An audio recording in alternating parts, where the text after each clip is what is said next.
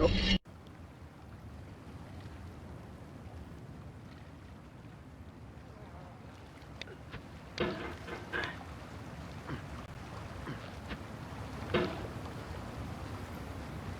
no feeling more intense than starting over. If you deleted your homework the day before it was due, as I have, or if you left your wallet at home and you have to go back after spending an hour in the community. If you won some money at the casino and then put all your winnings on red but it came up black. If you got your best shirt dry cleaned before a wedding and then immediately dropped food on it. If you won an argument with a friend and then later discovered that they just returned to their original view. Starting over is harder than starting up. If you're not ready for that, like if you've already had a bad day, then what you're about to go through might be too much. Feel free to go away and come back. I'll be here. Alright, thanks for coming with me on this trip. I'll understand if you have to take a break at any point. Just find a safe place to stop, quit the game. And don't worry, I'll save your progress, always, even your mistakes. This game is a homage to a free game that came out in 2002, titled Sexy Hiking. The author of that game was Jazuo, a mysterious Czech designer who was known at the time as the father of B games. And B games are rough assemblages of found objects. Designers slap them together very quickly and freely, and they're often too rough and unfriendly to gain much of a following. They're built more for the joy of building them than as polished products.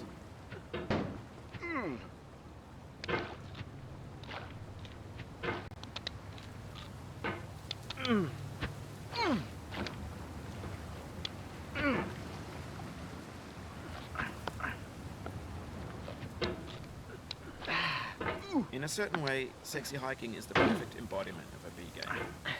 It's built almost entirely out of found and recycled parts, and it's one of the most unusual and unfriendly games of its time. In it, your task is simply to drag yourself up a mountain with a hammer. That act of climbing, in the digital world or in real life, has certain essential properties that give the game its flavor. No amount of forward progress is guaranteed. Some cliffs are too sheer or too slippery, and the player is constantly, unremittingly in danger of falling and losing everything. Anyway, when you start Sexy Hiking, you're standing next to this dead tree that blocks the way to the entire rest of the game. It might take you an hour to get under that tree. A lot of people never got past it. You prod and you poke at it, exploring the limits of your reach and your strength, trying to find a way up and over. And there's a sense of truth in that lack of compromise. Most obstacles in video game worlds are fake. You can be completely confident in your ability to get through them once you have the correct method or the correct equipment or just by spending enough time. In that sense, every pixelated obstacle in Sexy Hiking is real. The obstacles in Sexy Hiking are unyielding, and that makes the game uniquely frustrating. But I'm not sure Jazuo intended to make a frustrating game. The frustration is just essential to the act of climbing, and it's authentic to the process of building a game about climbing. A funny thing happened to me as I was building this mountain. I'd have an idea for a new obstacle, and I'd build it, test it, and it would usually turn out to be unreasonably hard. But I couldn't bring myself to make it easier. It already felt like my inability to get past the new obstacle was my fault, as a player rather than as a builder. Imaginary mountains build themselves from our efforts to climb them, and it's our repeated attempts to reach the summit that turns those mountains into something real. When you're building a video game world, you're building with ideas, and that can be like working with quickset cement. You mold your ideas into a certain shape that can be played with, and in the process of playing with them, they begin to harden and set until they're immutable, like rock. And at that point, you can't change the world, not without breaking it into pieces and starting fresh with new ideas.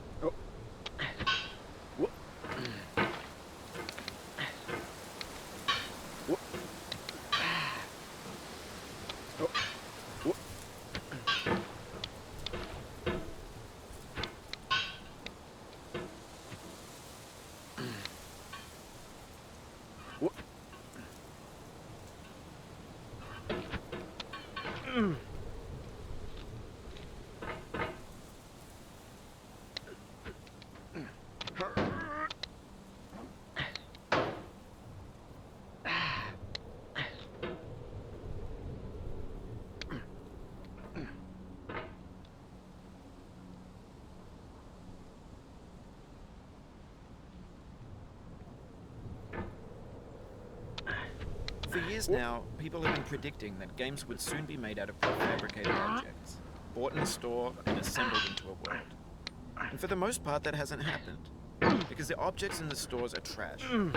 I don't mean they look bad or that they're badly made, although a lot of them are. I mean they're trash in the way that food becomes trash as soon as you put it in the sink. Things are made to be consumed and used in a certain context, and once the moment is gone, they transform into garbage. In the context of technology, those moments pass by in seconds.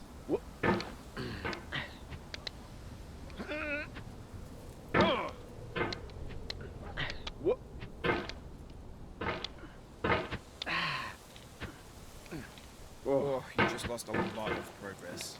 That's a deep frustration, a real punch.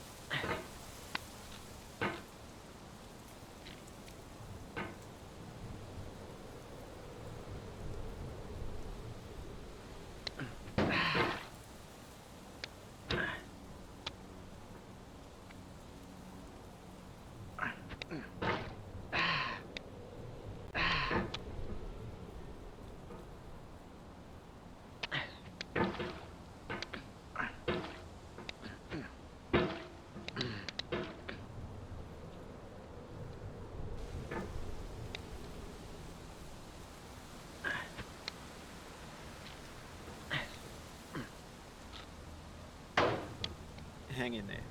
Don't let it get to you. But also, let it get you a little bit.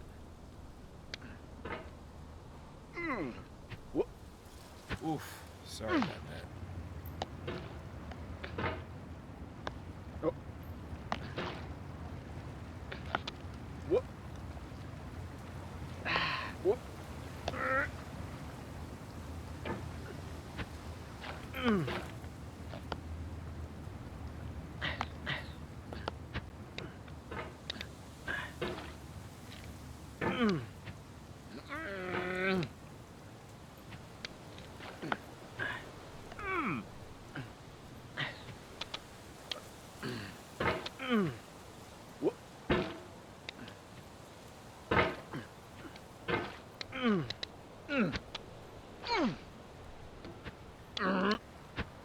Oh, it happened again. Keep on trying. Don't let it get to you.